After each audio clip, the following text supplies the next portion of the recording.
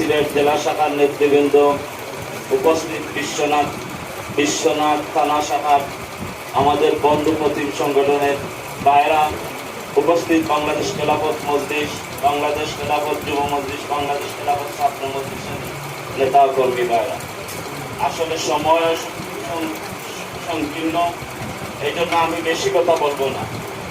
আপনারা আমরা আজকের ইফতার মাহফিল থেকে আমরা শপথ নিতে হবে, যেহেতু আল্লাহ পাক রব্বুল আলামিন এই রমজানকে সম্মানিত করেছেন কুরআনের কারণে।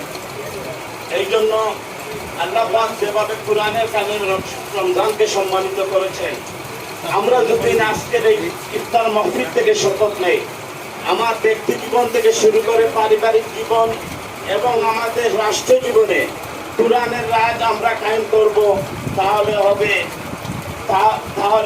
রমজানের তাকওয়ার এই শিক্ষা হবে।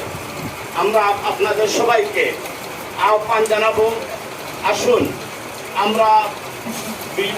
আমরা দীর্ঘ 16 বছর পর এক সুন্দর এবং শান্ত পরিবেশে আমরা ইফতার মাহফিল করতে যাচ্ছি। এই জন্য আপনাদের সবাইকে সজাগ থাকতে হবে। আমাদের এই জুলাইয়ের বিজয়কে ষড়যন্ত্র করার জন্য বিগত ফ্যাসিস্ট সরকারের অনেক তারা বিভিন্ন সেক্টরে এখন পর্যন্ত আমার এই সোনার বাংলাদেশকে